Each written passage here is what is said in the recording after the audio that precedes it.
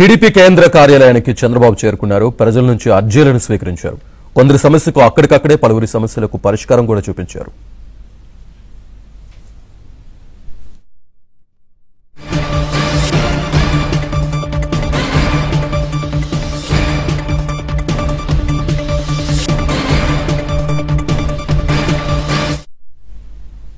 ఇది అంశానికి సంబంధించి పూర్తి డీటెయిల్స్ మా కరెస్పాండెంట్ పూర్ణ అందిస్తారు. పూర్ణ. హలో. పూర్ణ. శ్రీనివాస్, టీడీపీ అధినేత ముఖ్యమంత్రి చంద్రబాబు నాయుడు కొద్దిసేపు క్రితం టీడీపీ పార్టీ కేంద్ర కార్యాలయానికి చేరుకున్నారు. అయితే ప్రజల నుంచి మొత్తం కూడా ఫస్ట్ ముందుగా విజ్ఞాపనం అయితే అందుకుంటున్న పరిస్థితి నెలకొందని చెప్పవచ్చు.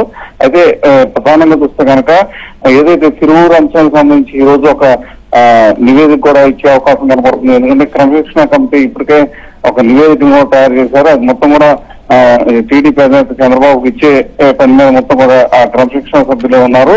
అదేవిధంగా ఏదైతే ఈ అంశాలు అంటే పార్టీలో చోటు చేస్తున్న అంతర్గత వ్యవహారాలతో పాటు అనేక అంశాలను కూడా చంద్రబాబు ప్రధానంగా చర్చించే అవకాశం కూడా కనపడుతుంది.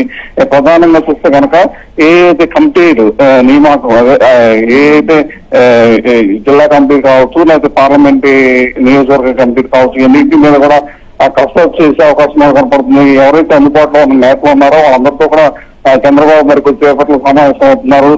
పార్టీకి సంబంధించి అనేక కీలకమైన నిర్ణయాల పట్ల మొత్తం పార్టీ వ్యవహారాల పట్ల మొత్తం కూడా చంద్రబాబు పార్టీ నేతలతో చర్చించే అవకాశం కూడా కనపడుతుంది.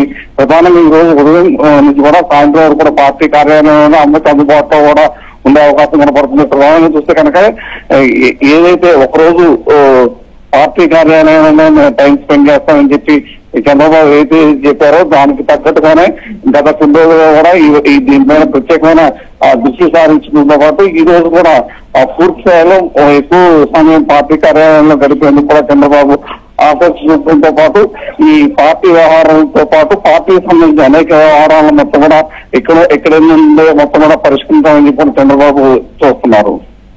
Right, thank you Purna.